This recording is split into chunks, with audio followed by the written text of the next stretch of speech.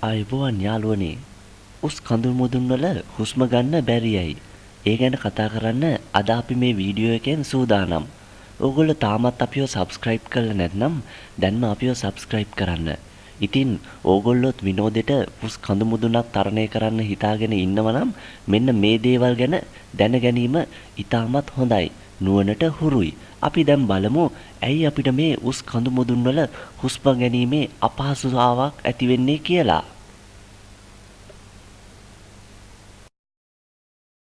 ප්‍රභා සංශ්ලේෂණ ක්‍රියාවලියේ ප්‍රතිඵලයක් විදිහට මිනිසාට වාගේම සත්වයින්ට හුස්ම ගැනීමට අවශ්‍ය කරන ඔක්සිජන් නිෂ්පාදනය කරන්නේ මෙන්න මෙහෙමයි. වාතය හිරු එළිය ආධාරයෙන් ශාක වලින් සිදුවෙන ක්‍රියාවලියක් හේතුවෙන් කාබන් ඩයොක්සයිඩ් ආග්‍රාහණය කරලා ඔක්සිජන් පරිසරයට මුදා හරිනවා. ඒ පරිසරයේ ඇති ඔක්සිජන් ශරීරයට ලබාගෙන ශරීර කෘත්‍යය කරන්න සත්වයන්ට හැකියාව ලැබිලා තියෙනවා. ඉතින් යාළුවනේ උස් කඳු මුදුන් වල ඔයාලට හුස්ම ගැනීමේ අපහසුතාවයක් ඇති වෙන්න තව එක ප්‍රධාන හේතුවක් තමයි උස් කඳු මුදුන් වල ඇති ශාක ප්‍රමාණය අඩු වීම. ඒ වගේම ඔක්සිජන් පරිසරයට මුදා හරිද්දී ඈත ඉහළ අහසේදී ඔක්සිජන් ප්‍රමාණය මෙන්න මේ විදිහට අඩු වෙනවා. ඉතින් අන්න ඒ නිසයි ඈත කඳු මුදුනකදී ඔයාලට හුස්ම ගැනීමේ අපහසුතාවයක් ඇතිවන්නේ. සාමාන්‍ය පරිසරයේදී සත්වයන්ට එහෙමත් නැත්නම් මිනිසුන්ට හුස්ම ගැනීමේ කිසිදු අපහසුතාවයක් ඇති නොවන්නේ මේ කොළ පැහැති ශාකවල සිදුවෙන මේ ඊටා වටිනා ක්‍රියාවලිය නිසයි. ඉතින් අපි මතක ඇතුව ශාක රැක ගන්න ඕනේ කියන පණිවිඩයත් අපි මෙතෙන්දි දෙන්නේ ශාකවල මේ ප්‍රභා සංශ්ලේෂණය නිසාවෙන්ම ජීවය එහෙමත් නැත්නම් අපගේ මේ හුස්ම රැඳිලා තියෙන නිසයි.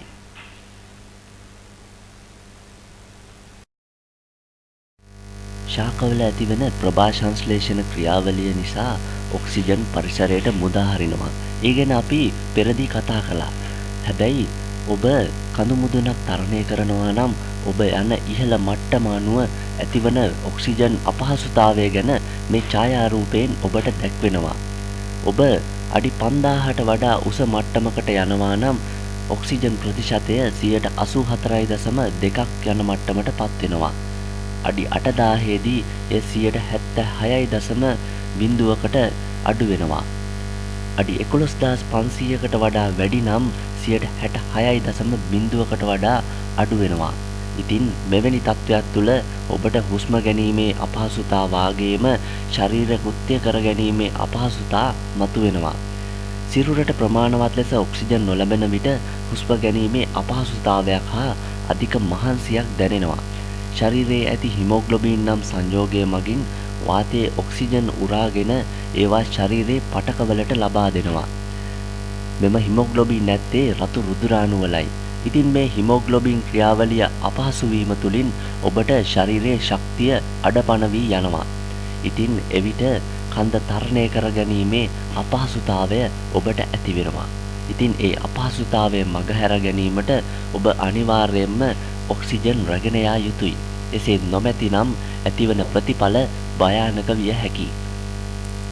ඉතින් යාළුවනේ මෙවැනි වැදගත් වීඩියෝස් නරඹන්න අපගේ YouTube නාලිකාවත් එක්ක දිගටම එකතු වන්න.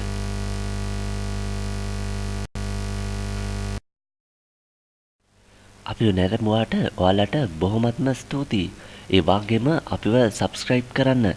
අපේ YouTube නාලිකාව subscribe කරලා වීඩියෝ වලට යටින් ඔයාලගේ වටිනා අදහස් කමෙන්ට් කරන්න. ඔයාලට සුබ දවසක්.